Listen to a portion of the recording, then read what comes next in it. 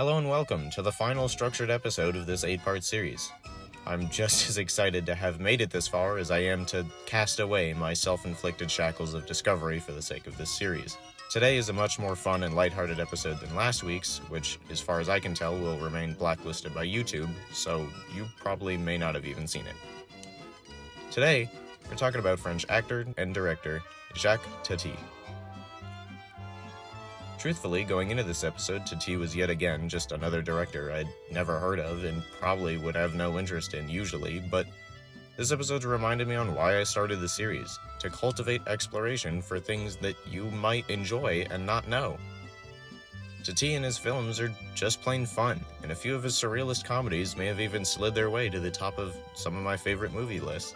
I watched his films Mon Oncle, Playtime, and Traffic, all films where he actually plays the lead role, a character named Monsieur Hello. I actually found his work to be particularly fascinating because of the fact that it's the same character in all three movies that are different but have similar storytelling power and manage to actually never feel dry. The main character, Monsieur Hello, is never directly an idiot or intentionally mean-spirited, but he keeps bumbling into people like nobody's business. He's almost like a child, observing and exploring his surroundings. People around him are often one-dimensional and hardly even look up from where they're going, and it leads to some situational comedy that honestly I haven't seen in a very long time. Each scene from start to finish is setting up and paying off punchlines, and while not being particularly fast-paced, the worlds feel incredibly alive and foreign in their goofiness. The surrealist, childlike nature of his stories is likely highly influenced by French stage art and exaggerated cinema of the time, but Tati claims that the most influential contributors of his stories are actually dogs.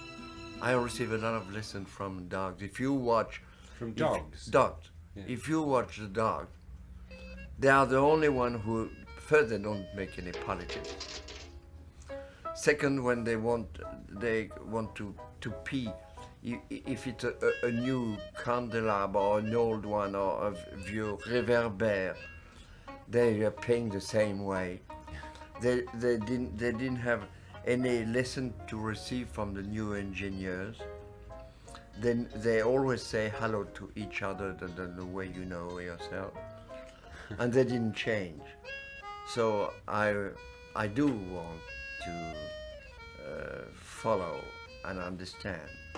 And they are, for me, marvelous comedian. While Tati passed away in 1982, his films stand as a reminder of how widely comedy can be stretched. Comedic films don't have to just be people bouncing one-liners off of each other or being insulted for comedic value, but that the world itself can be used as a comedic element. The world we live in today is just as chaotic and ridiculous as he depicted it to be over 50 years ago. And I think that a lot of modern filmmakers could learn a thing or two from this masterful director. At least, maybe I should.